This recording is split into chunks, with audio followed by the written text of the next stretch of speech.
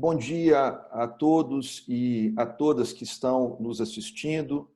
Para quem não me conhece, meu nome é Augusto Tolentino, eu sou o atual presidente da Camarb, em nome de quem eu gostaria de dar a todos e a todas que estão inscritos neste webinar, que estão nos assistindo, as nossas boas-vindas, agradecer a todos e a todas pela participação, pela presença, e digo do nosso imenso prazer em estar realizando este quinto webinar Camarb, em que nós vamos discutir mais um dos temas que interessa bastante a todos aqueles que se interessam pelo estudo e pela prática da arbitragem no Brasil e no exterior. Nós estamos, como todos sabem, há mais de 50 dias, atravessando um período extremamente difícil em diversos aspectos.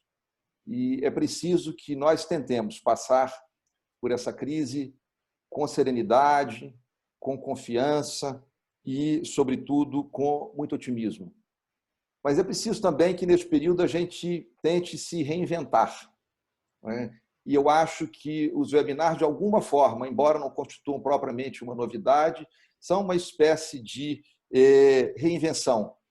Pelo menos o seu uso tão intenso constitui uma espécie de reinvenção neste momento em que as pessoas deles se valem para poder estar mais próximas e para poder discutir temas de seus especiais interesses. E esse uso intenso dos webinars, eu estava dizendo um pouco mais cedo, a Selma e Mariana, Flávio, Giovanni, é um uso que veio para ficar. Acho que nós teremos uma nova realidade, né, após passado todo esse período tão difícil. A Camarb, como todos sabem, e como ocorre com praticamente a totalidade dos centros de arbitragem no Brasil, e acredito fora do Brasil também, está funcionando em regime remoto desde o dia 18 de março. Todos os seus colaboradores estão em regime de home office. Os nossos processos, os procedimentos de mediação, de arbitragem, têm o seu trâmite normal, porém apenas pelo modo eletrônico. E nós estamos, neste período, promovendo estes encontros como forma de nos mantermos mais próximos de todos vocês.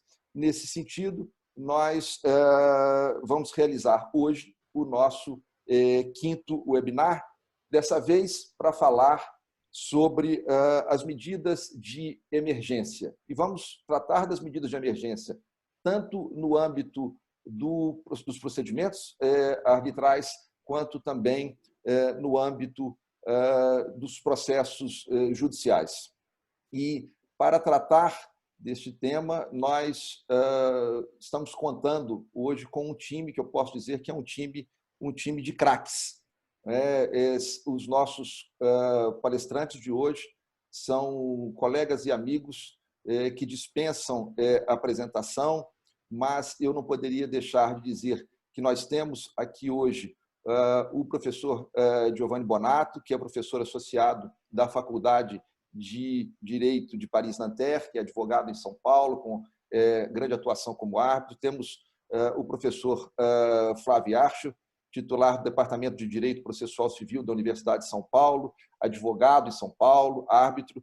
A professora, minha querida amiga professora Selma Lemes, uma das relatoras da nossa lei de arbitragem, árbitra com intensa atuação no Brasil e fora do Brasil, advogada. E, por fim, temos a nossa querida Mariana França Gouveia, que de Portugal nos dá a honra da sua presença.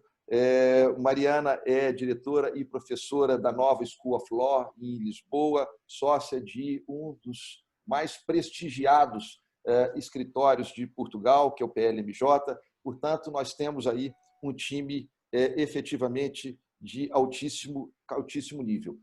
O nosso encontro será organizado da seguinte forma: cada um dos apresentadores terá tempo de até 15 minutos para fazer as suas considerações, E após as 4 apresentações, nós teremos, então, um tempo para perguntas e respostas. As perguntas poderão ser apresentadas aqui. Nós temos aqui um link para a formulação das perguntas, podem também ser enviadas no nosso chat, mas acho que é melhor a gente utilizar esse link de perguntas e respostas. Faremos dessa forma. Antes de dar, portanto, início às apresentações, 2 palavras. A primeira, evidentemente, é de agradecimento. Agradecimento aos nossos palestrantes, que nos dão a honra de estar aqui conosco hoje. Agradecimento à equipe da Camarb, que cuidou de organizar este webinar, e agradecimento a todos vocês que estão nos assistindo aqui. É uma honra muito grande tê-los aqui conosco. A segunda palavra, na verdade, é um pedido que fazemos em nome da Camarb. Nestes tempos tão difíceis, nós sabemos que há pessoas que passam por extrema dificuldade, famílias que estão passando por extrema dificuldade. E desde o início dos nossos webinars, nós decidimos, e falo em nome da Camarb, eleger uma instituição que pudesse contar com o nosso apoio, com o nosso empenho, para fins de captação de recursos para as suas atividades, para as famílias que ela atende. Em Minas Gerais, há uma instituição chamada AMR, Associação Mineira de Reabilitação. É uma instituição que existe há 55 anos e que se dedica à reabilitação de crianças e adolescentes carentes com deficiência física, muitas delas ocasionadas por paralisia cerebral. A AMR faz um belíssimo trabalho, é uma instituição reconhecida nacionalmente, e neste período em que ela está com as suas portas fechadas, ela está voltada fundamentalmente, com as suas portas temporariamente fechadas, eu digo, porque não está tendo condição de atender as crianças nesse período de pandemia, ela está com as suas atividades voltadas para o atendimento às famílias dessas crianças, que estão passando por extrema necessidade, são todas crianças carentes. Então, o que temos feito em cada um desses webinars é pedir a todas as pessoas que estão nos ouvindo e que, de alguma forma, se disponham a colaborar com essa instituição, que façam que deem a colaboração que julgarem adequada, a colaboração que puderem. E eu vou me permitir, pela relevância do tema, pedir a atenção de vocês por apenas 2 minutos, para que nós possamos assistir o vídeo institucional da MR em prol de quem nós temos lutado bastante para que ela possa passar por esse período e depois, naturalmente, continuar as suas atividades, desenvolvendo esse trabalho tão bonito que ela desenvolve. Ana, por favor, se você puder passar o vídeo.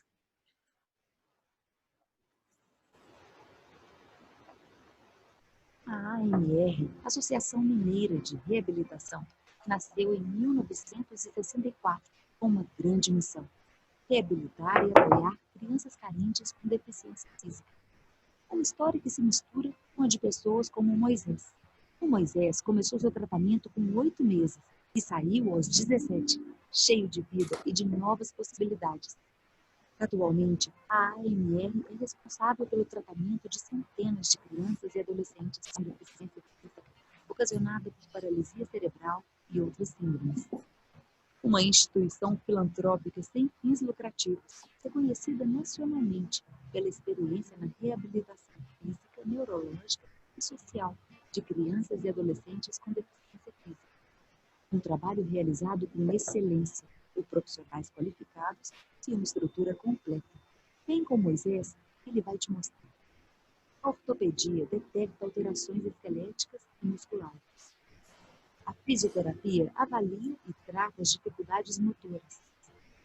A neuropediatria atua com prescrição, controle e ajuste dos medicamentos. A fonoaudiologia cuida de crianças com dificuldades de mastigação, atraso na aquisição da linguagem e alterações da fala. O serviço odontológico aplica ações preventivas e terapêuticas em benefício da saúde oral.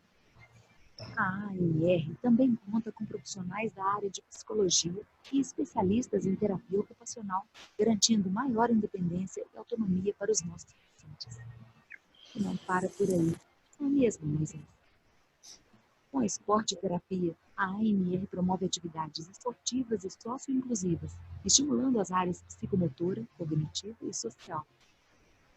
Aqui também tem uma oficina ortopédica que confecciona órteses e equipamentos terapêuticos sob medida, atendendo público interno, pacientes do SUS e particulares. Não dá para esquecer do corpo de voluntários. São centenas de pessoas responsáveis por ações que promovem e dão sustentabilidade à instituição. Para completar, só falta você. Isso mesmo.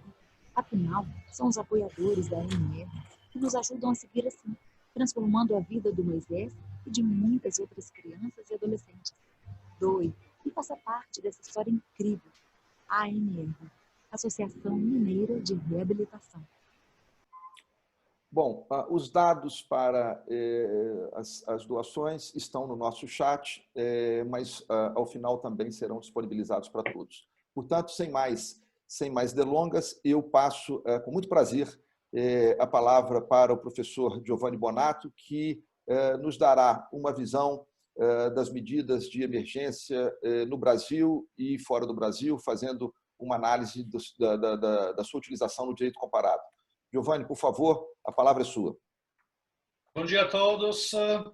Em primeiro lugar, quero agradecer a Camarbi como instituição pela organização desse evento digital, que é sempre ótimo e muito enriquecedor. E quero agradecer, portanto, a pessoa do presidente da Camarbi, Augusto Tolentino, que está indo em frente com as atividades da Câmara, e também agradecer a Raquel Marangon, que nos ajudou na organização desse evento.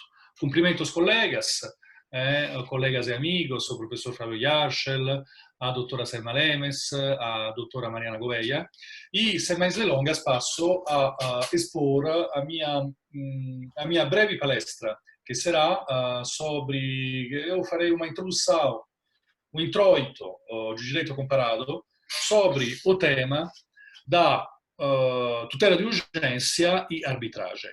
Antes de mais nada, quero salientar que quando falamos da tutela de urgência, nós analisamos a tutela cautelar conservativa e a tutela antecipada satisfativa. Fiz essa ressalva porque dentro da lei de arbitragem parece que essas medidas são opostas. A lei de arbitragem fala tutela de urgência ou tutela cautelar. Mas, na verdade, conforme a sistemática do CPC brasileiro, a tutela de urgência é aquela categoria mais ampla que abrange as espécies da tutela cautelar conservativa e da tutela antecipada satisfativa. Eu acho que é preciso fazer mais uma ressalva, ou seja, dentro desse tema do relacionamento entre tutela de urgência e arbitragem, é preciso deixar fora a outra espécie de tutela provisória, ou seja, a tutela de evidência. Porque eu acho que quando tiver uma convenção de arbitragem, os juízes estatais nunca poderão, nem antes, nem ao longo da arbitragem, proferirem uma tutela de evidência, ou seja, aquela tutela provisória baseada que não é baseada na urgência. E nesse passo, os franceses, já as cortes francesas, disseram claramente que o equivalente à tutela de evidência na França, ou seja, o référé provision, não cabe no tema do relacionamento entre tutela provisória e arbitragem. Dito isso, portanto, e focando sobre tutela de urgência e arbitragem, no direito comparado nós podemos encontrar 4 modelos, basicamente. Esses 4 modelos são ou da competência exclusiva do Poder, ou da competência absoluta e exclusiva dos árbitros, ou da competência concorrente, e por fim, o mais moderno modelo é aquele da competência prioritária dos árbitros e, portanto, da competência subsidiária e residual do Poder Judiciário, sempre para proferir tutelas de urgência. Já adianto que a lei brasileira de arbitragem acatou esse quarto modelo, que é o mais moderno, sobretudo in decorrência da reforma da lei de arbitragem de 2015. Começando esse breve panorama, portanto, o primeiro modelo é aquele que atribui exclusivamente aos juízes estatais uma competência exclusiva para proferirem medidas de urgência. Isso antes ou in curso de arbitragem. É um modelo totalmente superado que, aliás, pertence a uma época em que o Instituto de Arbitragem era considerado como uma ofensa ao monopólio da jurisdição pública e, portanto, é um modelo isolato no direito comparado. Contudo, faço uma ressalva porque ainda hoje o legislador italiano acata esse modelo da competência exclusiva do Poder Judiciário em proferir medidas de urgência, porque o artigo 818 do Código de Processo Civil italiano exclui que os árbitros possam proferirem medidas de urgência. A doutrina italiana criticou várias vezes esse dispositivo que, contudo, ainda não foi reformado. Temos um segundo modelo, ou seja, aquele da competência absoluta e exclusiva dos árbitros. Em princípio, trata-se apenas de um modelo teórico. Por que teórico? Porque nenhuma legislação da arbitragem atribui exclusivamente aos árbitros o poder de proferire medidas cautelares, excluindo totalmente a competência do Poder Judiciário. Embora seja um modelo teórico, é preciso analisá-lo. Por quê? Porque poderíamos avaliar, e isso abro para os debates em seguida, poderíamos avaliar a validade de uma convenção processual entre as partes que exclui totalmente a intervenção do Poder Judiciário mesmo antes da constituição da arbitragem. Podemos avaliar essa validade dessa convenção, que, portanto, excluiria sempre e de qualquer modo a possibilidade para o Poder Judiciário de proferir uma tutela de urgência, e isso mesmo antes da constituição do Tribunal Arbitral. No Brasil, é uma questão que pode ser avaliada, porque, ao que me parece, no Brasil, o que é irrenunciável de comum acordo é a ação anulatória.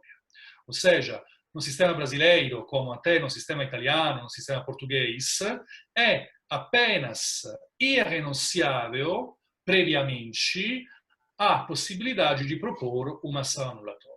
Mas podemos avaliar a convenção que exclui a intervenção antes do Poder Judiciário, antes da sentença, antes do proferimento da sentença arbitral. Já para fazer uma breve parêntese, em outros ordenamentos, por exemplo, como o ordenamento francês, é até possível renunciar de comum acordo e previamente a propositura da ação anulatória quando a arbitragem for internacional. Ou também, na Bélgica, é possível renunciar à ação anulatória quando a arbitragem for estrangeira. Mas sem devagar muito sobre esse ponto, podemos enfrentar, portanto, o terceiro modelo.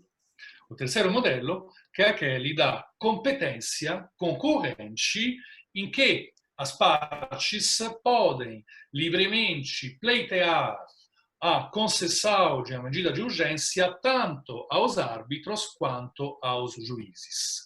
E isso também durante o procedimento arbitral. Esse terceiro modello da competência concorrente, aliás, foi adottado pela Lei Modello UNCITRAL de 1985 sobre arbitragem comercial internacional, cujo artigo 17 dispõe que, salvo acordo das partes em contrário, o Tribunal Arbitral pode ordenar medidas provisórias a pedido de uma das partes. E, por seu turno, o artigo 17J estabelece que um tribunal estatal terá a mesma competência para decretar uma medida provisória relativa a um procedimento arbitral, independentemente deste ocorrer ou não em local diferente deste Estado. Quer dizer, conforme esse modello da competência concorrente, tanto os árbitros quanto os juízes podem conceder uma tutela de urgência. E esse modello, por exemplo, na Europa, é acatato pelo legislador espanhol, é o artigo 11, parágrafo 3º da lei de arbitragem, e também está contido na lei belga, artigo 1673 do Código Judiciário. Esse terceiro modello tem um problema, porque cria o risco de proferir decisões conflitantes ao longo da arbitragem, decisões que serão proferidas, por um lado, pelos árbitros e, por outro lado, pelos juízes estatais. E, assim, chegamos ao quarto e último e mais moderno modello, ou seja, aquele que atribui uma competência prioritária aos árbitros para proferirem medidas de urgência e considera a competência do Poder Judiciário subsidiária e residual. E esse quarto modello é o mais moderno e é aquele modello que é acatado pelos sistemas definidos amigos da arbitragem, ou seja, pelos ordinamentos arbitration friendly, que prestigiam o favor arbitral e fortalecem a autonomia da arbitragem. Como funciona esse modello? Que já adianto é acatado na França e em seguida foi acatado no Brasil pela reforma de 2015 nos artigos 22A e 22B da Lei de Arbitragem, contidos no capítulo 4A. Esse modello funciona da maneira seguinte. Antes da constituição da arbitragem, ou seja, antes da constituição do Tribunal Arbitral, o Poder Judiciário tem a competência para conceder uma tutela cautelar.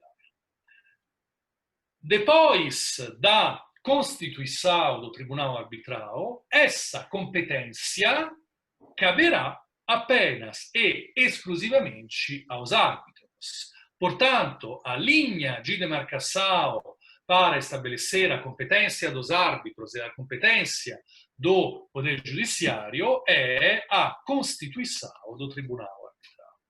Isso em tese, porque na prática as questões são mais complicadas.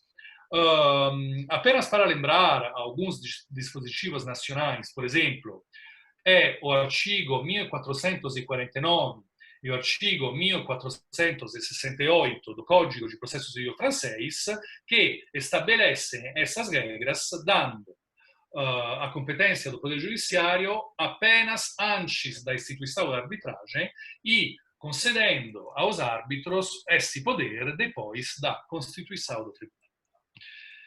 Aliás, além disso, além de ser subsidiária e residual, a competência do Poder Judiciário, conforme o entendimento da doutrina dominante, tem que ser interpretada de uma maneira estrita e rigorosa. Por quê? A doutrina e a jurisprudência francesa salientam que, mesmo antes da constituição do Tribunal Arbitral, apenas em caso de estrita necessidade de circunstâncias excepcionais, um juiz estatal poderá conceder uma tutela de urgência. Por que essa interpretação restritiva? Para evitar as incursões e as interferências do Poder Judiciário num futuro procedimento arbitrário. Como já disse, esse modelo foi acatado pelo legislador brasileiro da reforma de 2015, mas esse modelo também não é apto a resolver todos os problemas. Por quê? Em primeiro lugar, porque há casos excepcionais em que, mesmo no curso da arbitragem, a competência do Poder Judiciário volta para proferir medidas de urgência. E quais são esses casos? São situações excepcionalíssimas, como a impossibilidade momentânea do tribunal arbitral em proferir uma tutela de urgência, por exemplo, morte do árbitro, a renúncia do árbitro, afastamento, a inacessibilidade do árbitro ou a extrema urgência, porque nós sabemos que tem situações que pedem uma urgência extrema e apenas, por exemplo, um juiz de plantão poderá proferir uma medida de urgência em poucas horas. E também, para evitar essa interferência, mas não quero agora pegar muito tempo, foi introduzido o árbitro de emergência, ou seja, para preservar ainda mais a competência dos árbitros, mesmo antes da constituição do Tribunal Arbitral, dar aos árbitros, ao Instituto Arbitral, a possibilidade de proferir uma tutela cautelar ou antecipada.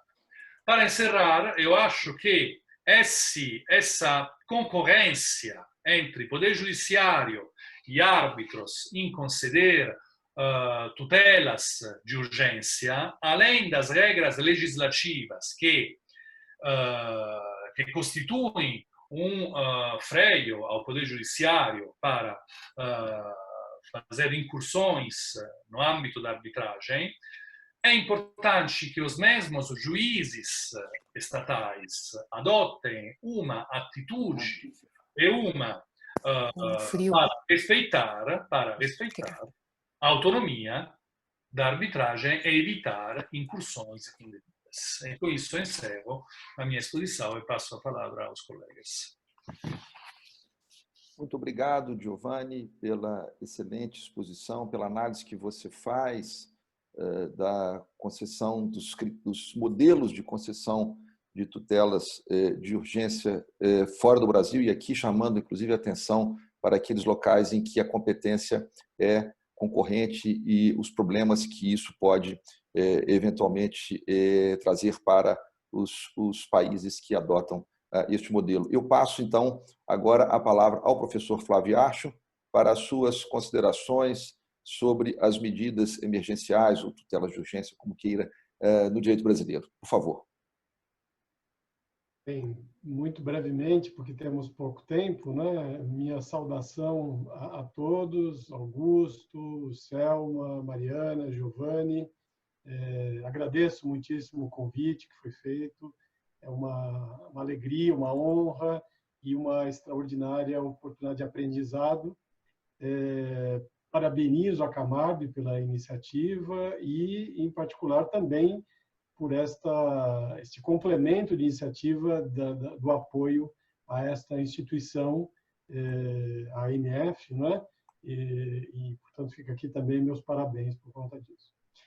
A minha ideia a respeito do nosso encontro era tentar trazer aqui, claro, reflexões a respeito de aspectos já razoavelmente conhecidos e razoavelmente consolidados, e tentar, de alguma forma, inserir o nosso tema nesse contexto de pandemia, que, de certa forma, envolve urgência e que, principalmente, tem trazido uma nova realidade com limitações e com emprego de nova tecnologia, ou pelo menos de uma tecnologia numa intensidade diferente do que ela vinha sendo empregada. Então, se possível, eu gostaria de tentar fazer alguma conexão, ainda que não haja, mas pelo menos para tentar fazer alguma inserção no contexto presente. A minha visão a respeito desse tema é que falar das medidas de urgência em relação à arbitragem, do ponto de vista do judiciário e do ponto de vista do árbitro de urgência ou de emergência, é como analisar uma moeda que tem os dois lados.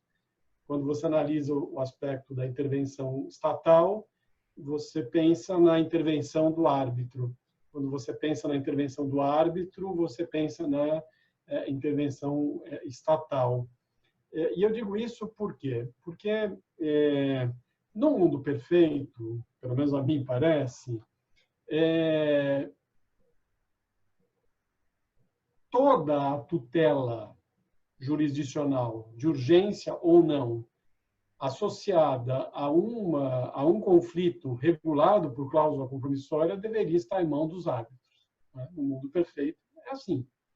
Há uma espécie de incoerência, quase uma esquizofrenia em as partes convencionarem a cláusula compromissória e, ao mesmo tempo, portanto, excluírem a atuação do jurisdicional estatal e, ao mesmo tempo, tolerarem que, em certa medida, haja um regramento, ainda que provisório, ainda que com o objetivo de conservação, nem sempre só de conservação, por alguém que não seja o árbitro. Daí porque, então, teoricamente, deveria haver uma prevalência do árbitro de urgência sobre o Estado juiz que atua concedendo medidas de urgência. Assim, me parece coerente. Se elegeram a arbitragem, da arbitragem devem esperar tudo e devem poder encontrar tudo, a não ser em excepcionalíssimas circunstâncias que, bem, na verdade, nem deveria haver, porque da mesma forma que o judiciário está pronto para dar uma rápida resposta, as câmaras e os árbitros também deveriam estar, isso em tese. Então, falando da realidade brasileira, segundo a minha percepção, esse paradoxo, no entanto, é o que nós verificamos, né? Essa é a nossa realidade, creio que posso falar, grosso modo, em termos de Brasil, porque, aparentemente, o mercado, os players, estão confortáveis com a ideia de que, mesmo quando eles celebram a convenção de arbitragem, se for necessário alguma medida de urgência, enquanto não constituído o tribunal arbitral, e frequentemente isso ocorre, porque, por mais ágil que possa ser a Constituição, ela leva um tempo, e muitas vezes essa Constituição não é ágil, porque eventualmente não interessa a alguém que ela seja ágil. Então, por mais ágil que seja, é preciso então ir ao Poder Judiciário e, repito, o mercado brasileiro aparentemente está confortável com a ideia de que elegemos a arbitragem, mas as medidas de urgência ficam a cargo do Poder Judiciário. Então, talvez nós pudéssemos refletir por que isso acontece e o que explica isso, e talvez nós pudéssemos tirar alguma lição, seria essa uma contribuição minha, inicial ou até final. Para isso, então, aparentemente, talvez nós pudéssemos, como eu disse, é uma moeda com dois lados, analisar a vantagem de um é analisar a desvantagem do outro, de certa forma. Então, talvez nós pudéssemos seguir um roteiro dos aspectos, por exemplo, que normalmente apontam para a vantagem da tutela estatal de urgência relativamente à tutela que possa ser dada pelo árbitro, ou, portanto, os pontos negativos da arbitragem de urgência. Um ponto foi apontado, destacado pelo professor Giovanni, como até justificador de uma excepcional concessão tutela de urgência pelo Estado, ainda que constituído o tribunal arbitral, que é a incapacidade de os árbitros darem uma resposta rápida, de uma resposta pronta. Então, a agilidade do Poder Judiciário é, sem dúvida, nesse ponto, e por paradoxal que seja, né? Porque normalmente a agilidade é associada à ideia da arbitragem e a morosidade associada ao Poder Judiciário, a capacidade de rápida resposta é, sem dúvida, um dado relevante. E aqui, claro, não será o caso de examinar os diferentes regulamentos das instituições que admitem o árbitro de urgência, mas, grosso modo, nós podemos encontrar, em boa parte delas, algumas previsões prudentes, corretas, mas que acabam dando à tutela de urgência contornos diferentes daquela que tem perante o Poder Judiciário, o que é paradoxal, porque a urgência é um conceito único. Então, a urgência do Poder Judiciário deve ser a urgência da arbitragem, e, portanto, então, as coisas deveriam se passar basicamente da mesma forma. Mas, repito, alguns regulamentos se estabelecem, impõem limites que fazem com que até poderiam ser superados em nome do caso concreto, da urgência do caso concreto, mas que acabam funcionando mesmo como um freio e, portanto, reforçando aparentemente a ideia de que a tutela de urgência se consegue mais rapidamente no Poder Judiciário, mais agilmente no Poder Judiciário brasileiro do que perante o que poderia ser perante os órgãos arbitrais. Outro ponto, eu volto a dizer, sempre dois lados a enfrentar, outro ponto talvez seja a questão da vinculação de terceiros, ou da liberdade de se demandar a terceiros. Nós sabemos, a experiência nos mostra, que os conflitos complexos muitas vezes envolvem agentes que estão inegavelmente vinculados pela Convenção de Arbitragem, pela cláusula compromissória, mas não raro a atuação por grupos econômicos faz com que haja lá a intervenção de uma pessoa que não está ligada, não está vinculada, ou não se sabe se está exatamente vinculada pela Convenção de Arbitragem. São terceiros que não estão sujeitos à jurisdição arbitral. Então, eu estou dizendo que um árbitro de urgência, excepcionalmente, não poderia determinar uma medida provisória que, eventualmente, alcançasse um terceiro não sujeito à Convenção de Arbitragem, mas é a exceção da exceção da exceção, e mais, deveria ser na premissa de que haveria elevada a probabilidade de que aquele terceiro estivesse efetivamente sujeito à jurisdição, porque, do contrário, abertamente, a jurisdição arbitral estaria agindo em relação a quem não está vinculado, a quem não se sujeitou à cláusula compromissória, o que é indevido, Só fica vinculado quem voluntariamente o foi. Mas, digamos, por um problema de desconsideração de personalidade jurídica, por um problema de grupo econômico, por alguma das causas que justifica, vamos chamar assim, uma extensão da eficácia da cláusula compromissória.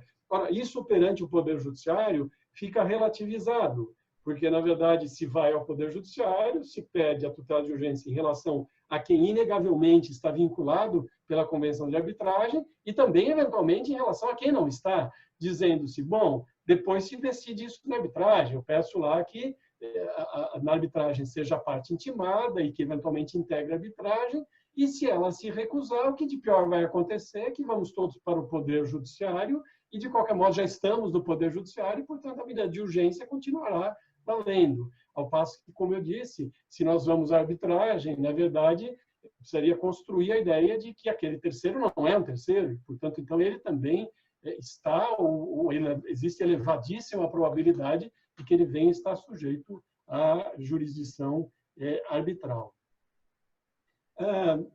Ainda, digamos, do ponto de vista dos elementos que aparentemente justificam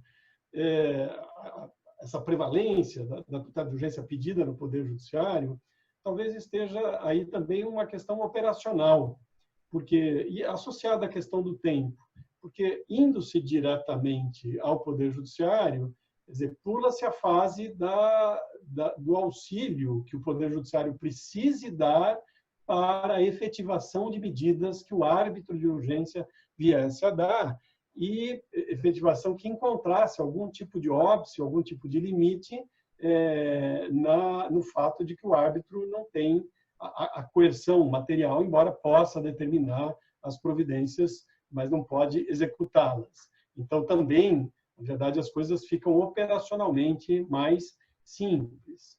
Há a questão da especialidade, não é? O que é um paradoxo, novamente, porque e da confiança e da razão que levou as partes a elegerem a arbitragem como uma forma de solução de controvérsias, porque, afinal de contas, se o remetia a controvérsia à arbitragem, eu quero evitar, digamos, a generalidade da solução estatal. O que, entre nós, aqui em São Paulo, isso é marcante, é superado em boa medida, e isso também, no meu modo de ver, contribui para explicar a realidade de que estou falando. Hoje, as câmaras, tanto em primeiro grau, os juízos com competência especializada, quanto as câmaras no tribunal, detêm o conhecimento especializado e são muito respeitadas, aparentemente, pelo mercado. O mercado identifica nas varas especializadas, nas varas empresariais, nas varas às quais estão submetidas questões de arbitragem, e nas câmaras especializadas do tribunal, falo por São Paulo, particularmente, em certa medida, o STJ reflete essa posição quando ele adota posições amigáveis em relação à arbitragem. Há uma confiança nesta especialidade, no conhecimento do Poder Judiciário para resolver litígios dessa ordem, o que atenua a ideia de que, bom, eu escolhi a arbitragem porque eu não quero um generalista, eu quero alguém que se dedique particularmente. E essa especialização de matéria, ela aproxima mesmo o juiz que tem este conhecimento particular do árbitro, porque ele é um especialista, né? Ele tem o conhecimento, ele tem a vivência, ele tem a experiência. Eu já disse em manifestações públicas que, eventualmente, indicaria alguns ou vários dos integrantes de Câmara Reservada como árbitro, se eles não fossem integrantes do Poder Judiciário. Aqui me aproximo, já estou me estendendo um pouco, e me aproximo do fecho dessa primeira fala. E principalmente, me parece, ou principalmente também, a reforçar esse quadro, e também é paradoxal, está a ideia de que, perante o Poder Judiciário, o requerimento da tutela de urgência, ou as medidas de urgência, comporta vamos chamar assim, contraditório mais alongado, comporta manifestações, postulações que normalmente talvez não haja no âmbito da arbitragem, e me explico, porque agora há pouco eu disse que há restrições em regulamentos que justamente prestigiam o contraditório, portanto, retardam a concessão da medida de urgência, mas não tem recurso, né? E a presença do recurso para um órgão colegiado, aparentemente, é um dado relevante para o mercado. Significa, eu tenho um primeiro tiro, eu tento em primeiro grau, ou se o juiz der em primeiro grau contra mim, eu tenho o agravo, e o agravo é colegiado, e aqui eu posso levar memória, enfim, todo um iter, toda uma largueza que a arbitragem não permite, não é? Fazendo com que essa estreiteza do árbitro de urgência acabe sendo visto aos olhos do mercado, no meu modo de ver, ao lado de todas as outras circunstâncias, como então um indicativo de que, tá bom, elegemos a arbitragem, mas a tutela de urgência a gente continua a pedir perante o Poder Judiciário. E para fechar essa minha exposição inicial, dois aspectos que talvez fiquem aqui para debate, tentando fazer então fecho com a situação presente, enfim. O primeiro deles não é exatamente, enfim, diz respeito à situação presente, mas um tema talvez ainda pouco refletido, até porque aparece pouco, são as medidas de urgência que se voltam em relação a atos adotados pelas presidências das câmaras, né? Em que medida... É um tema maior, porque, na verdade, o tema maior é o controle jurisdicional estatal dos atos não propriamente jurisdicionais das presidências das câmaras, que são atos relevantes. Podem envolver reunião de arbitragens, podem envolver, enfim, aspectos relevantes, e aí a tutela de urgência também acaba vindo junto com isso. E outro aspecto, então, aqui para ligar e terminar essa minha fala, é um tema sobre o qual me bato e já virei uma espécie de Dom Quixote em relação a isso, mas não faz mal, é a questão da antecipação da prova junto aos órgãos arbitrais, junto às câmaras de arbitragem. Eu tenho plena consciência de que, mesmo o avanço do artigo 381 do Código de Processo Civil, ainda não produziu perante o Poder Judiciário brasileiro o avanço que se esperava ou se esperaria pudesse produzir, mas, surpreendentemente para mim, não produziu nenhum efeito no âmbito arbitral nacional, quando a Discovery é perfeitamente um instituto conhecido e aplicado em arbitragens fora daqui. Portanto, então, a antecipação da prova no âmbito arbitral faz com que a recusa da antecipação da prova no âmbito arbitral faz com que, então, se abra a via do Poder Judiciário para isso. Claro que isso pode ser resolvido por cláusula compromissória, por teor contratual, por convenção entre as partes, mas o fato é que, diante da falta de abertura das câmaras para a antecipação da prova com ou sem urgência, mas vamos pensar para urgência, acaba fazendo com que o Poder Judiciário, claro, a urgência seria o Poder Judiciário, mas mesmo fora da urgência, acaba fazendo com que o Judiciário acabe exercendo mais uma vez uma competência que teoricamente é anômala, que não deveria ocorrer. E por que eu digo isso e fecho aqui as minhas considerações?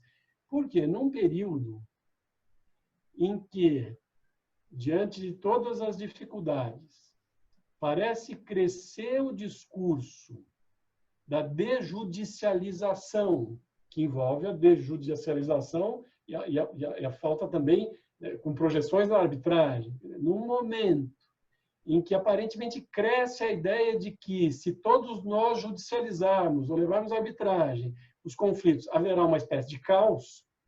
No momento em que cresce o discurso pelas soluções consensuais, quer dizer, o melhor conhecimento dos fatos é absolutamente imprescindível, né? É útil, pelo menos. Então, eu tenho um pouco de dificuldade de entender como diferentes câmaras, sendo câmaras de mediação e arbitragem, né, dão tão pouca ênfase a uma ferramenta que serve muito à mediação, que é o conhecimento prévio dos fatos.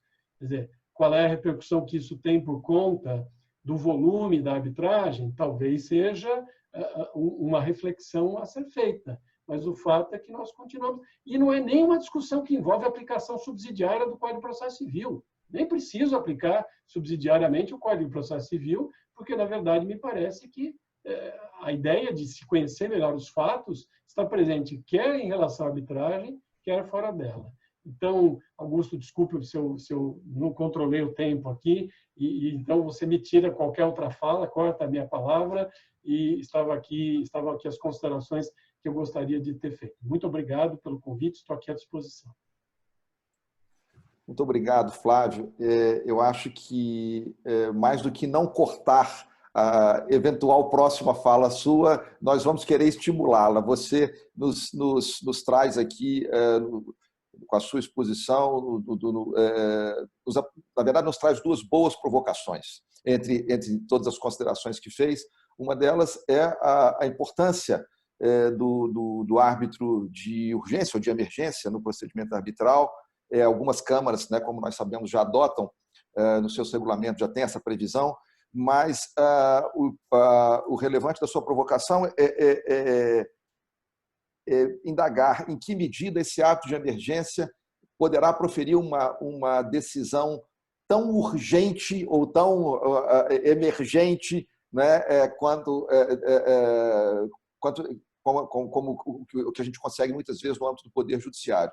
É possível isso, que nós tenhamos, né, um árbitro, naquelas hipóteses em que as câmaras preveem o árbitro de emergência, que ele vá proferir uma decisão com a rapidez, com a urgência, diante de uma situação de emergência, como nós temos muitas vezes no Poder Judiciário? Sim ou não? A professora Selma Leme certamente vai poder responder isso. E uma segunda provocação também que achei relevantíssima diz respeito à importância do conhecimento prévio, muitas vezes, de determinadas situações, para que nós possamos desenvolver com eficácia um procedimento de, não vou nem dizer de arbitragem, mas de mediação, que talvez seja uma das medidas que a gente vai mais ver agora nos próximos dias, nesse momento pós-crise, né? Será que nós precisaremos, em que medida nós precisaremos efetivamente conhecer determinados fatos para que um procedimento de mediação seja de fato eficaz. Sem mais delongas, então, eu vou passar agora a palavra à professora Selma Lemes, que nos falará, né, sobre as medidas de urgência, de emergência no âmbito do procedimento arbitral, e talvez tenha para nós essa resposta sobre a possibilidade de o ato de emergência também responder tão eficazmente quanto os juízes fazem no âmbito do Poder Judiciário. Selma, por favor. Bom dia a todos. É um prazer muito grande estar aqui reunidos com os colegas Mariana, Flávio, Giovanni, e agradeço a Camarb e você, especialmente, Augusto, pelo convite. Muito interessante a proposta e o tema tratado. Eu vou tratar, então, do tema sobre das tutelas de urgência, das medidas de urgência, no enfoque da arbitragem. Eu estou acostumado sempre a proferir palestra com PowerPoint, isso ajuda muito, mas eu fiz umas anotaçõezinhas aqui e vou segui-las, por isso que de vez em quando vou virar um pouquinho a cabeça da tela. Bom, o que a gente tem para começar para falar é o seguinte: a lei de arbitragem, no artigo 22, eu estou falando já do aspecto histórico do artigo 22, em 1996, quando a lei entrou em vigor, a redação que foi dada na lei foi uma redação, assim, vamos dizer assim, um pouco nebulosa, em termos de saber quando e como o árbitro poderia expedir medidas cautelares, medidas de urgência, no curso da arbitragem, né? Previamente, sempre estaria aberto a porta do judiciário. Bom, a doutrina e a jurisprudência se incumbiu de tratar disso, inclusive reforçando que os 30 dias da propositura da ação da ação principal, no caso, seria a propositura da demanda. Se discutiu muito o artigo 19, no qual estabelecia que a arbitragem só estaria instituída a partir do tribunal arbitral composto. Entendimento jurisprudencial, doutrinário, esclareceram que não, que isso seria a partir da propositura, da protocolização do requerimento de arbitragem. Bom, nós evoluímos no tema, em 2015 houve alteração na lei de arbitragem, com a inserção do artigo 22A, B e C, né, trazendo uma novidade no artigo C, que é a carta arbitral.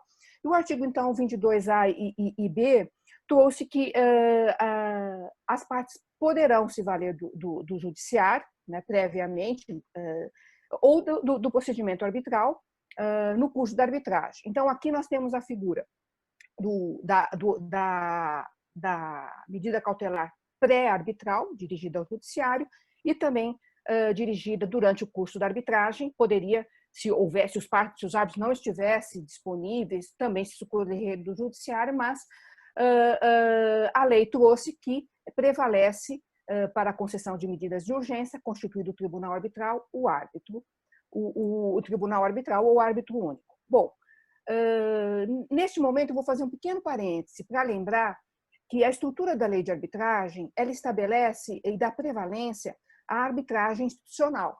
Paralelamente, isso não tinha na legislação anterior. Há vários artigos da lei de arbitragem que tratam da arbitragem institucional, o artigo 5º, o artigo 21, que trata da arbitragem institucional. Então, isso fez o quê? Abriu a possibilidade de se ter também a regulamentação do árbitro de emergência, do árbitro de apoio, árbitro provisório, árbitro de urgência. Mas isso eu vou falar daqui a pouco. No momento, eu gostaria também, então, de voltar aqui para a questão da medida cautelar, das medidas de urgência, que tanto meus colegas, o doutor Giovanni e o professor Flávio, os professores já esclareceram a respeito da interface com o Poder Judiciário. E, no caso da arbitragem, o que nós temos visto na prática? Isso é bem utilizado, já está bem utilizado. No final, eu vou trazer um levantamento que eu fiz rapidamente nesses 2 dias, pedindo informações nas câmaras brasileiras e também na CCI sobre o movimento de concessões de medidas cautelares. Agora, o que me chama atenção, e também a Mariana depois vai poder tratar melhor, é a questão da concessão da medida cautelar sem ouvir a outra parte, né? É algo que causa uma certa estranheza na arbitragem, ou melhor, há um certo conflito de princípios no sentido de que você deve prevalecer, como diz o artigo 21, deve priorizar, como diz o artigo 21, parágrafo 2º da lei de arbitragem, o contraditório, né? Eu fiz uma pequena pesquisa, depois a Mariana também vai poder tratar, porque fez um estudo aprofundado a respeito, de que tem que se verificar, no caso, os regulamentos de arbitragem, se trazem alguma restrição ou não, né? Isso, se não há nenhuma... E geralmente os regulamentos trazem restrições com referência ao árbitro de emergência. Se não houver, cada caso é um caso, os árbitros devem analisar, mas prioritariamente deve-se respeitar o devido processo legal. Bom, o artigo 22C da Lei de Arbitragem trata da operacionalização dessa medida de urgência e também da interface da relação do Poder Judiciário com da Justiça Estatal com a Justiça Arbitral, trazendo aí a figura da carta arbitral, algo que não existia na legislação, na lei antes da reforma, mas havia já um entendimento jurisprudencial disso que essa comunicação se daria como no caso de cartas precatórias, de cartas entre comunicação entre juízes diferentes. Bom, mas a lei de arbitragem veio com essa modificação muito propícia e trouxe a figura da carta arbitral, que é a forma, né, do árbitro, do tribunal arbitral, do árbitro único, se comunicar com o Poder Judiciário, porque nós sabemos que o árbitro não tem o poder de constrição que tem um juiz. Então, se a medida cautelar não foi cumprida, a medida emergencial não foi cumprida, então tem que se fazer uso do Poder Judiciário. Uma outra questão que surge é saber se os árbitros podem, ao conceder a medida cautelar, fixar as trendes, ou seja, fixar uma multa pelo seu não cumprimento. A prática tem demonstrado que isso é perfeitamente viável e que é utilizado. Bom, eu fiz ontem me comuniquei com a juíza doutora Andréa Palma, da 2ª Vara Regional Empresarial de Conflitos de São Paulo, e ela havia feito uma exposição com um PowerPoint muito interessante, dando estatísticas do estado de São Paulo, das varas da capital, e ela nos esclareceu que havia uma pesquisa, ela efetuou essa pesquisa, e que de 2015 a 2018 houve 8 cartas arbitrais cumpridas e também sentenças arbitrais, aqui a título de complementação, que houve 37 casos de execução de sentenças arbitrais.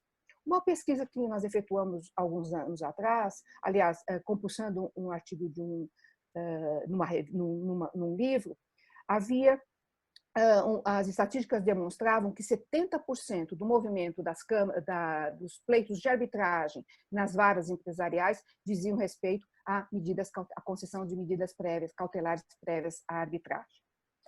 Bom, entrando aqui na questão do árbitro de emergência, ele, como eu já comentei, ele tem várias denominações, né? Árbitro provisório, árbitro de apoio, como usa o regulamento da Câmara da Bovespa, o provisório na Câmara do Ciesp e Fiesp, e outras instituições também adotam essa denominação. Bom, o que a gente verifica? Em que contexto isso surge no âmbito da arbitragem? O contexto do árbitro de emergência, ele surge no âmbito da arbitragem em torno de um movimento muito maior, e um movimento que eu tenho um artigo publicado na revista, no número 1 da revista digital da OAB Federal, que eu falei sobre o progresso da arbitragem. E lá nós demonstramos o que nós estamos vivendo, no caso brasileiro, a terceira onda do desenvolvimento da arbitragem, com o seu aperfeiçoamento, no sentido de termos institutos, né? Isso tudo derivando do artigo 5º da Lei de Arbitragem, do artigo 21, que reporta a possibilidade de você se valer de regulamentos de arbitragem, e dentro do poder de contratar, evidentemente, né? Então, nós temos verificado um avanço, uma alteração interessante nos regulamentos, respondendo à necessidade da comunidade jurídica mundial, praticamente, né, porque eu já estou me referindo também à CCI, criar figuras novas nos regulamentos de arbitragem, né? Como, por exemplo, a questão de incluir partes adicionais, a interpretação da cláusula compromissória, consolidação de contratos, consolidação de arbitragens, multiplicidade de contratos. Então, deste bojo de, vamos dizer assim, de avanços do Instituto da Arbitragem, surge a figura do árbitro de emergência. A CCI, em 1990, já trouxe a figura do regulamento de procedimento pré-arbitral. Ali estava o germe do árbitro de emergência. Em 2012, então, houve o regulamento do árbitro, expedido o regulamento do árbitro de emergência da CCI, e eu tenho depois, vou falar uns levantamentos dos dados já atuais do movimento da CCI. Bom, é interessante também notar que em 2015 houve uma pesquisa realizada pelo Queen Mary College, em que se perguntou para os advogados, empresários, em âmbito, uma pesquisa muito grande, geralmente ela envolve 700 pessoas, né, de várias áreas, especialmente também advogados, em que se perguntou como as pessoas se seria usado e como encarariam a questão do árbitro de emergência. Impressionante, a resposta dessa pesquisa disse que 93% viam com muito bons olhos a existência de árbitros de emergência, da fixação de regulamentos e a possibilidade de utilizar os árbitros de emergência. E, evidentemente, aqui, então, nós estamos falando do árbitro de emergência, aquele previamente da arbitragem, ele concorreria, então, com a questão do tribunal, de se recorrer ao judiciário, né? Questão interessante do regulamento de emergência é indagar se a estipulação nos regulamentos das câmaras do árbitro de emergência, isso teria um efeito, uma adesão automática, ou você teria que excluir aqueles conceitos de opt-in, opt-out, né? E também como isso ficaria, por exemplo, questões práticas, se você adere ao regulamento de uma instituição de arbitragem, todavia sua cláusula compromissória esclarece que,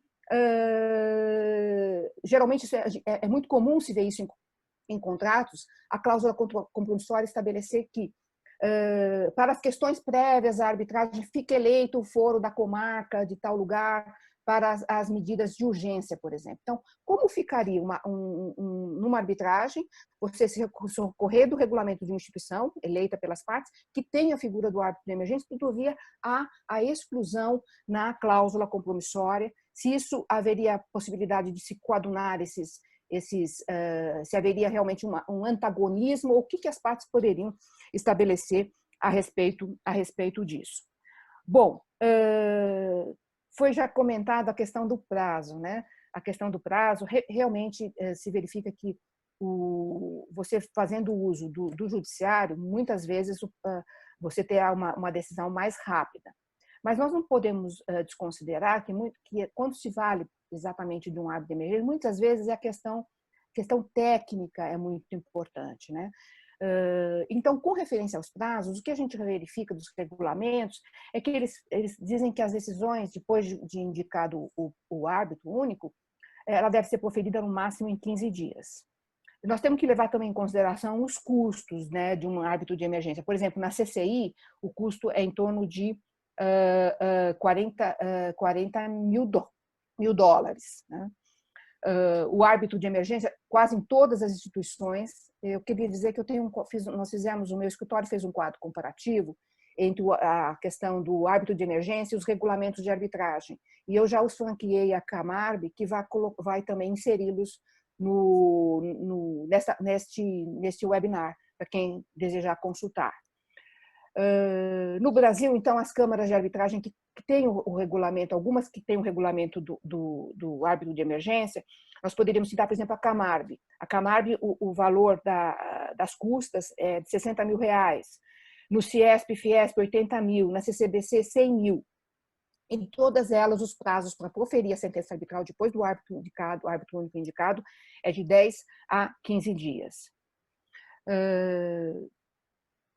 E também há um detalhe interessante, que há instituições de arbitragem que estabelece que, ao você propor a demanda ou a solicitação, o pedido de árbitro de emergência, você também tem que automaticamente juntar ou já apresentar a demanda principal. Outras instituições não têm esse requisito. Geralmente, o árbitro de emergência é formado por um árbitro único, e aqui o critério preponderante na arbitragem além, evidentemente, do profissional a ser indicado como árbitro de emergência, ter conhecimento técnico da matéria, conhecimento jurídico, linguístico, se tratar de uma arbitragem internacional, ele tem que ter disponibilidade. Eu acho que o ponto mais importante para o árbitro de emergência tem que ter disponibilidade, porque ele tem que decidir realmente de 10 e 15 dias aquela questão, dando, inclusive, aí considerando, inclusive, o prazo para instaurar o devido contraditório. Bom, essa decisão do árbitro de emergência também é suscetível de ser executada via carta, se valer da carta arbitral, e é bom também lembrar que assim que constituído o tribunal arbitral, o tribunal arbitral tem poder para manter ou revogar ou reformular a medida cautelar ditada pelo árbitro de emergência. Uma questão interessante que surge também são para as arbitragens e decisões fora do território nacional, em arbitragens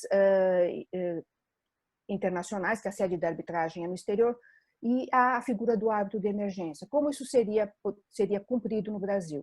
Bom, com a reforma com o novo Código de Processo Civil, isso está regulado, a figura seria, portanto, por carta rogatória, e estaria regulado no artigo 960, parágrafo 1º, e 962 do novo Código de Processo Civil. É interessante notar que já há um precedente na jurisprudência brasileira, um caso vindo da Argentina, do cumprimento de uma sentença cautelar, uma medida cautelar referente a árbitro de emergência. Bom, o que nós temos também para complementar agora, como eu comentei, eu tenho aqui um levantamento estatístico, né?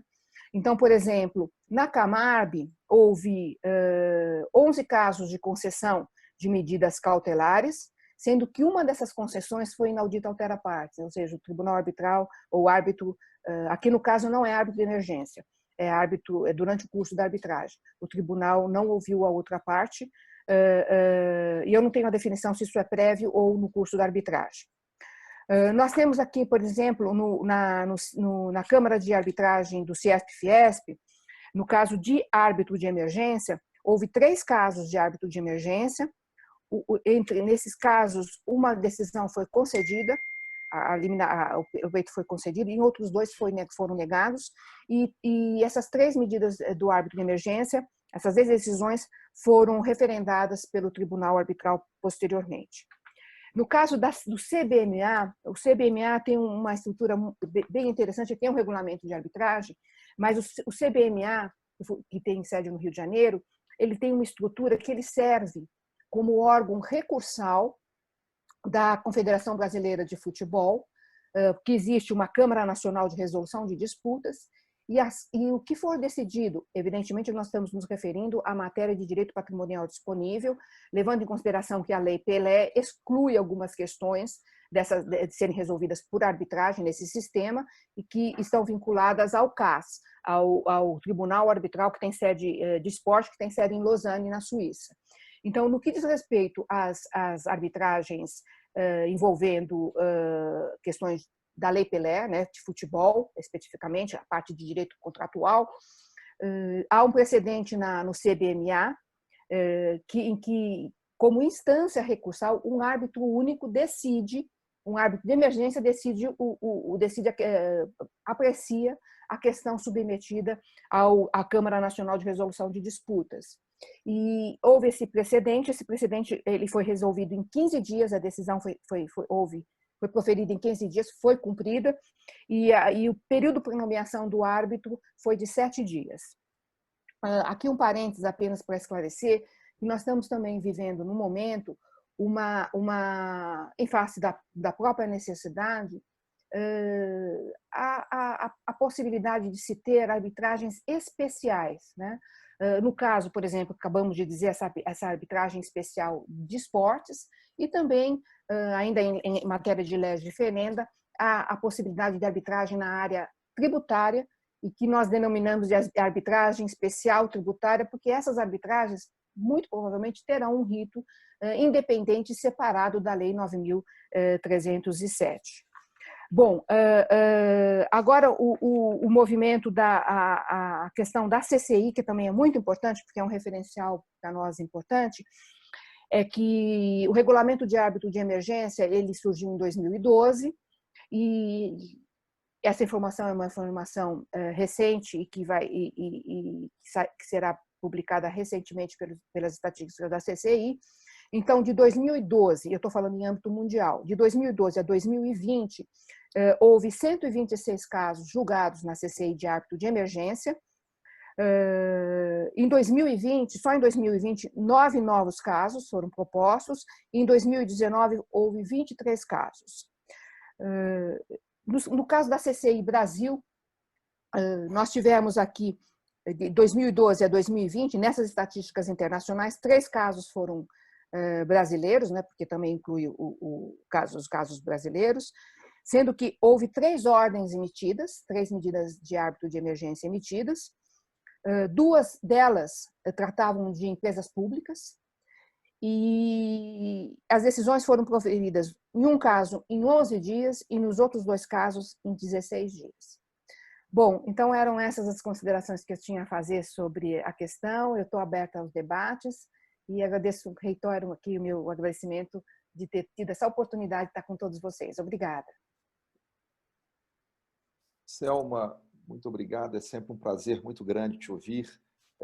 Você traz uma visão muito ampla da figura do árbitro de emergência, né, de como ele surgiu e como vem atuando em diversas câmaras e, ao mesmo tempo, acentua, de alguma forma, a provocação feita pelo Flávio, no sentido de como é que a gente vai compatibilizar, né, a necessidade da parte que precisa de uma tutela de urgência, tendo, de um lado, a possibilidade de, diante de uma cláusula compromissória, se valer de um ato de emergência, que vai proferir uma decisão em 15 dias e uma decisão que vai custar uma boa soma de dinheiro, e, de outro lado, o Poder Judiciário, que provavelmente vai proferir uma decisão, provavelmente em 48 horas, a um custo infinitamente menor. Essa é uma questão com a qual a gente terá sempre que lidar, mas especialmente nos tempos atuais, ela é uma dúvida, é uma provocação, é uma questão que, de alguma forma, se torna ainda mais aguda. Como nós estamos com o nosso tempo bastante apertado, eu vou passar, sem maiores considerações, a palavra para a Mariana, que pode nos falar aí também sobre o trabalho que fez. Ela tem um trabalho escrito, e agradeço, Mariana, se depois você puder compartilhar com todos nós o seu trabalho sobre a possibilidade de o ato de emergência proferir decisões sem a audiência da parte contrária. Por favor, a palavra é sua. Muito obrigada. Antes de mais, queria começar por agradecer o convite ao Agostino, ao Augusto Tolentino, para Presidente da Câmara, para estar aqui hoje. É um grande gosto partilhar com os colegas este webinar, este seminário. Tem a enorme vantagem de nos permitir estar juntos, mesmo estando longe. Eu estou em Lisboa, tenho Lisboa aqui atrás de mim, embora seja virtual, mas é uma vista do meu gabinete quando eu lá estou. Agora não estou, mas é como se estivesse. E vinha falar-vos então de medidas de urgência na arbitragem internacional.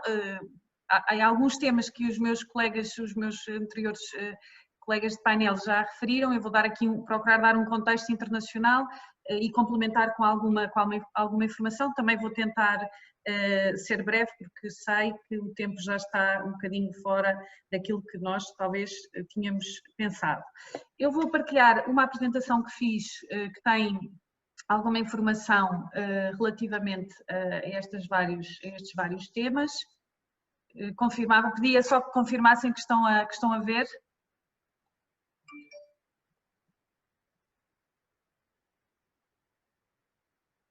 Sim? Não estou a ver? Pronto, está a ser partilhada. Ok, obrigada. Então, começando para esta apresentação, eu dividi em 4 partes. Quem é que pode decretar as medidas cautelares? Quando é que elas podem ser decretadas? De que medidas falamos e o que é que acontece depois do Tribunal Arbitral as decretar? Começando pelo primeiro tema que já foi aflorado logo pelo professor Giovanni, que tem a ver precisamente com a competência concorrente ou competência, como é que se distribui a competência entre tribunais arbitrais e tribunais judiciais ou estatais, ou estaduais, como se diz no Brasil, relativamente à arbitragem. Eu não me vou alongar aqui porque o professor Giovanni já falou dos 4 modelos que existem.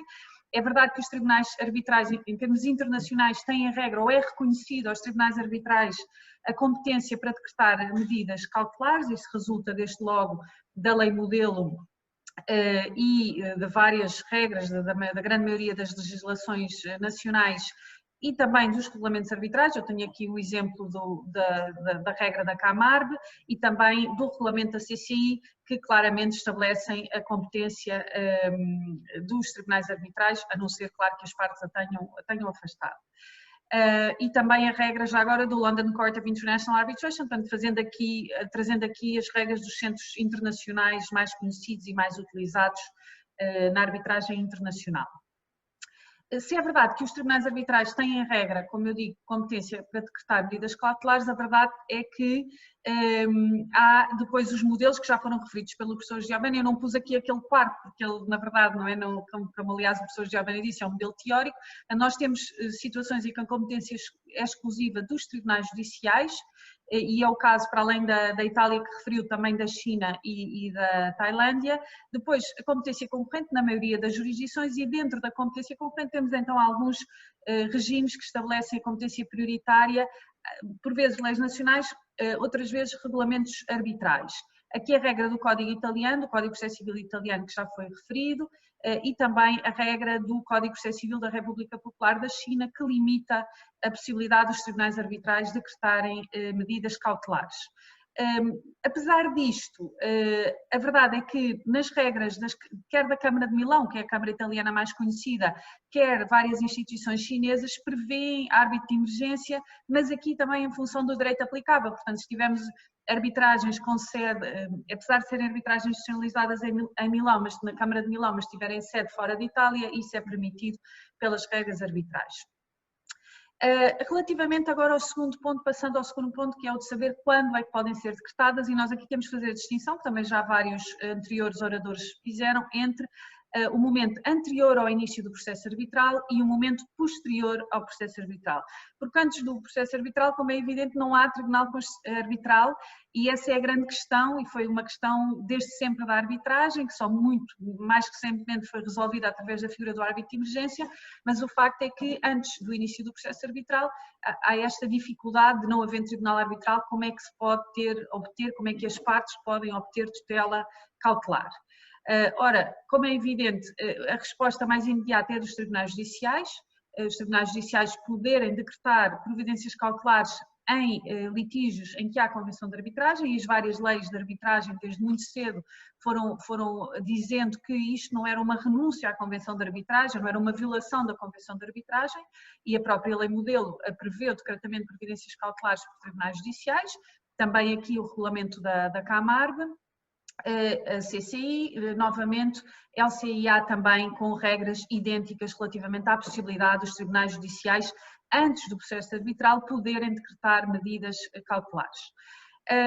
Para além disto, ainda neste momento, antes do início do processo arbitral, como já foi referido também, surgiram bastante recentemente, o primeiro regulamento a estabelecer o árbitro de emergência de 2006, é o ICDR, que é o braço internacional da American Arbitration Association, e que começou por estabelecer as regras de árbitro de emergência, e depois todas as instituições arbitrais foram seguindo e adoptando este regime.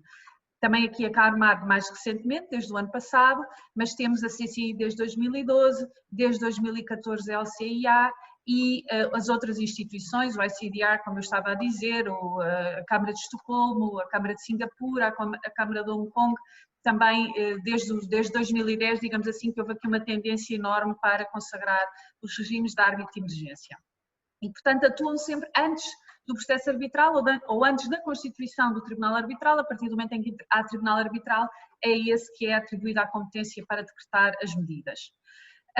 Aqui alguns dados estatísticos. A Selma já referiu aqui alguns dados estatísticos relativamente à CCI, portanto referiu 126 processos, estes dados ainda são de 2019 e daí faltarem os 7 precisamente, ou os 9 que referiu, mas vemos com interesse que houve aqui um sucesso grande destes procedimentos do árbitro de emergência e, portanto, a nível mundial, Hong Kong, Singapura, Europa, enfim, Estados Unidos, nós temos realmente um número muito interessante destes procedimentos de árbitro de emergência que têm entrado ao longo dos anos e que não são muitos, não é? São poucas as câmaras que têm mais de 10 anos de experiência deste mecanismo de árbitro de emergência. Depois do início, ainda neste momento depois do início do processo arbitral, coloca-se a questão mais uma vez de saber se é possível ou não requerer aos tribunais judiciais que decretem medidas e também o professor Giovanni Bonato já referiu esta questão. Aqui há bastante divergência, quer a nível de legislação, quer a nível de regulamentos.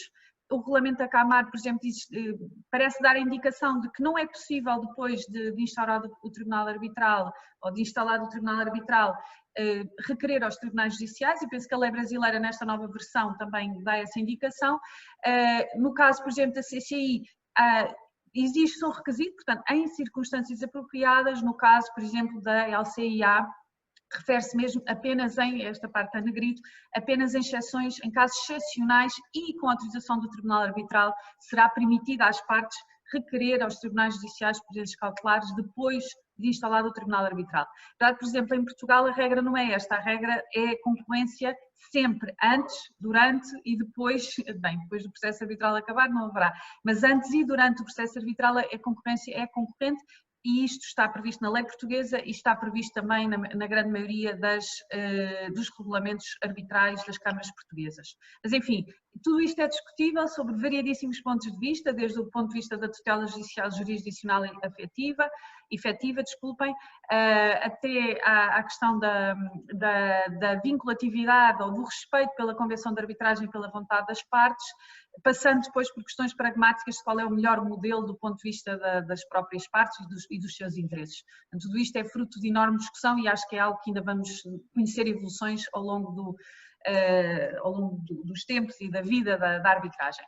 Passando para o terceiro ponto, que medidas é que podem ser decretadas através dos tribunais de arbitragem? Aqui para falar de uma distinção que a lei modelo adotou em 2006, na alteração à lei modelo de 2006, uma distinção entre providências cautelares stricto sensu, vamos dizer assim, ou seja, providências cautelares como nós as conhecemos, e ordens preliminares, que a diferença essencial entre uma e outra, estão aqui as normas, não é propriamente para as ler agora, mas para ficar como referência, a distinção essencial entre uma e outras é que as ordens preliminares são providências cautelares sem contraditório, portanto são medidas cautelares que podem ser decretadas sem contraditório do requerido e que têm um regime depois muito próprio, muito específico relativamente quer à sua executoriedade, quer à sua eficácia, portanto caducam ao fim de pouco tempo.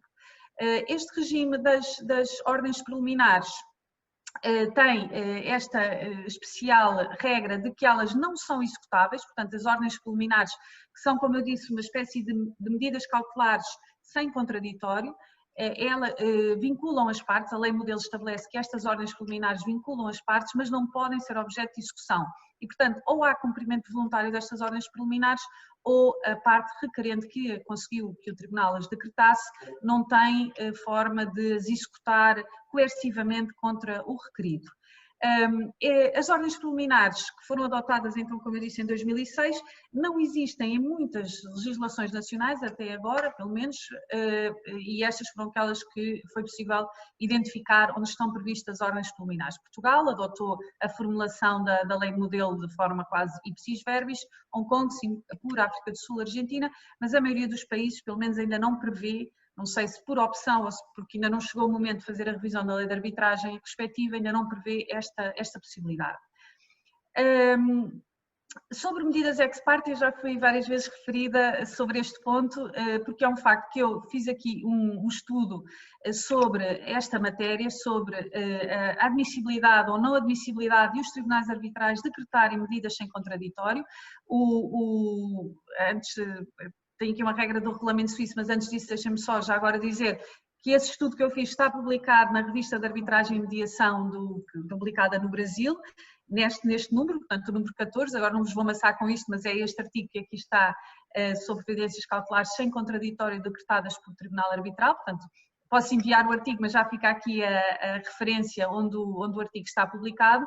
E o que eu fiz aqui, no fundo, foi tentar, de alguma forma, desconstruir o preconceito, do meu ponto de vista, é um preconceito que existe quanto à possibilidade dos tribunais arbitrais decretarem medidas sem contraditório.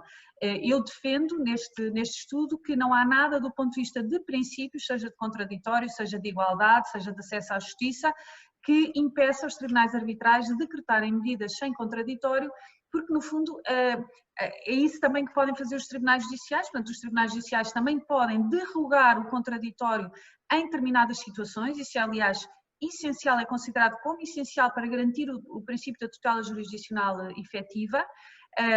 Em casos em que esperar para ouvir o requerido pode pôr em causa o direito do requerente. Portanto, isto é permitido nos tribunais judiciais desde sempre e, aliás, é visto como uma componente essencial da tutela jurisdicional efetiva, e o que eu procurei fazer neste artigo foi mostrar que nada há na estrutura, na forma como os tribunais arbitrais existem, que são verdadeiros tribunais com cobertura constitucional na maior parte dos países, nada há que impeça que eles também tenham esta competência.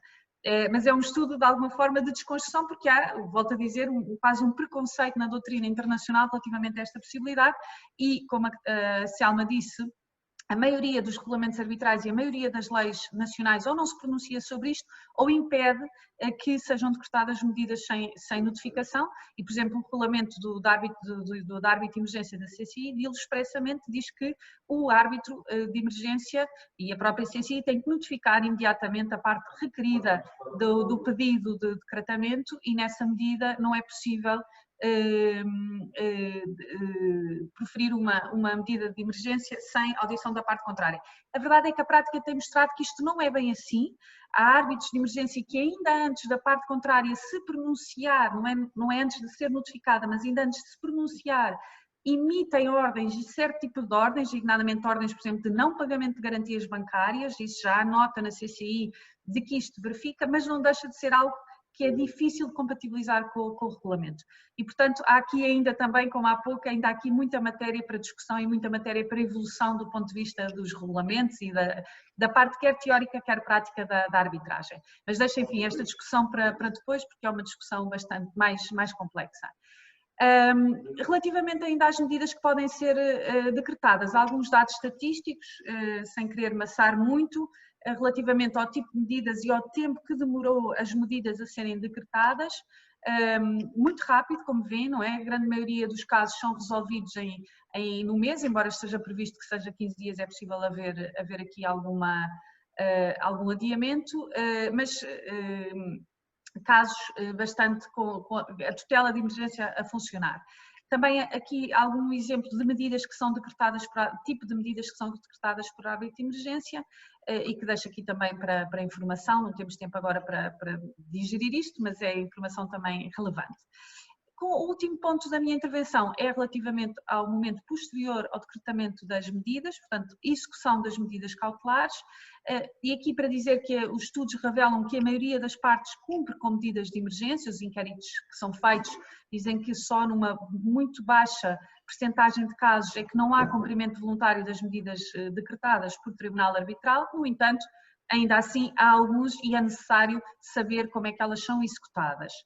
Do ponto de vista da regulamentação, a execução de medidas cautelares está, em geral, reconhecida pelas leis dos vários países e pelos próprios regulamentos. Também aqui alguma informação, a lei modelo estabelece-o claramente, excluindo as ordens preliminares, já vimos, e também no regulamento da Camargo é isso referido, assim como no regulamento da CCI nestas normas. Ainda assim, quando nós estamos a falar de reconhecimento de decisões cautelares para serem executadas fora do país onde elas são proferidas, ou quando a sede da arbitragem é diferente da sede da execução, aqui naturalmente nós teremos que procurar, apesar de estar sancionado pela lei modelo, portanto a lei modelo reconhece esta possibilidade de reconhecer e executar medidas cautelares fora do país da sede da arbitragem, a verdade é que isto depende da lei nacional, depende da lei onde nós queremos executar a medida, assim como no caso de uma execução de uma sentença arbitral, também vai depender se é a Convenção de Nova Iorque, se não é a Convenção de Nova Iorque o regime. E eu, a este propósito, recomendo aqui o relatório da Comissão sobre árbitro de emergência. Eu recomendo também porque eu fiz parte desta task force que elaborou este relatório, mas independentemente disso, há um anexo que estabelece as várias leis nacionais, que foi feito pelos vários participantes nacionais e que diz em cada país quais são as regras relativas ao reconhecimento e execução de medidas urgentes decretadas quer por árbitro de emergência, quer por tribunais arbitrais, e portanto é essencial saber quando eu peço uma medida de emergência, se eu a quero executar no país da sede da arbitragem, se quero executar noutro local do mundo, e pode ser completamente diferente a abordagem que eu tenho de escolher tribunais judiciais ou tribunais arbitrais em função da execução, portanto isso é um ponto em arbitragem internacional que tem que ser sempre ponderado. E para terminar, dizer que em relação à execução das decisões de árbitro de emergência, há ainda muita incerteza. A Selma referiu um caso brasileiro, vou ver se a Selma depois me o pode dar, porque há ainda muita incerteza relativamente ao reconhecimento e execução de decisões de árbitro de emergência fora do país onde elas são decretadas. Eu deixo aqui 3 casos que posso depois desenvolver se houver interesse. Um caso francês já bastante antigo, não era sobre árbitro de emergência, mas era o pre-arbitral referee, eu acho que era assim que se chamava, exatamente, pre-arbitral referee da CCI, que era um modelo que realmente não era bom e acabou por ser abandonado, quer dizer, não abandonado, ainda existe, mas não é utilizado. Um caso dos Estados Unidos da América, também em 2011, em que o Tribunal Americano não teve dúvidas em aplicar a Convenção de Nova Iorque a estas medidas cautelares. Eu tenho imensas dúvidas, a doutrina tem imensas dúvidas sobre a aplicação de Nova Iorque, da Convenção de Nova Iorque às medidas cautelares, mas há jurisprudência que a admite. E um caso também relativamente, este mais recente, que aliás ainda não terminou, que ainda está pendente, é um processo que tem andado subido e descido nas várias instâncias dos tribunais judiciais da Ucrânia, mas a medida acabou por não ser reconhecida, não por uma questão de execução, mas por uma questão de ordem pública, e portanto o problema não se colocou sobre ser executável ou não, mas pela questão de violar ou não a ordem pública. E eu termino aqui a minha intervenção, muito obrigada, e fico disponível, claro, para qualquer questão queira. Eu peço desculpa pela rapidez, mas era para não ocupar mais tempo daquilo que tinha sido destinado. Muito obrigada.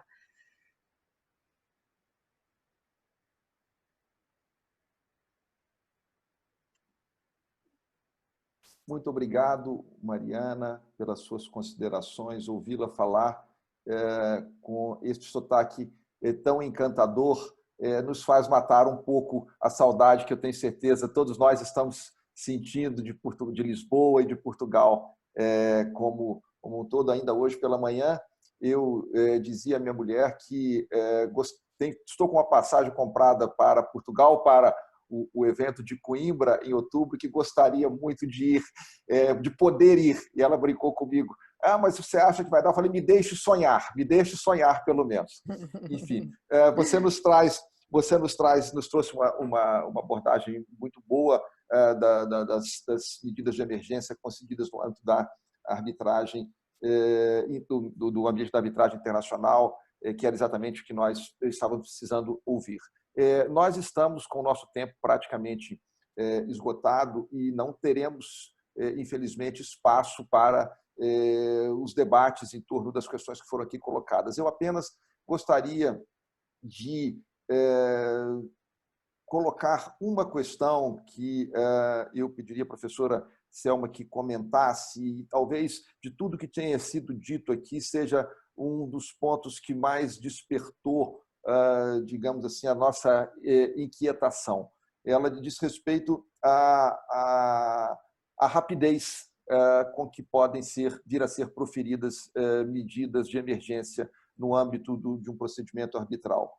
Daí, tomando por base todas as considerações que foram feitas por Giovanni, Flávio e Mariana, eu perguntaria a Selma se ela vê espaço para que no âmbito de um procedimento arbitral, ainda mesmo que ele ainda não tenha sido instaurado, né, com a utilização do árbitro de emergência, nós poderíamos ter uma medida de urgência deferida, em especial no ambiente das arbitragens domésticas aqui no Brasil, a seu juízo? Poderíamos ter uma medida de urgência deferida sem a audiência da parte contrária, ou com a mesma rapidez, com a mesma eficácia com que supostamente teríamos se recorrêssemos ao Poder Judiciário?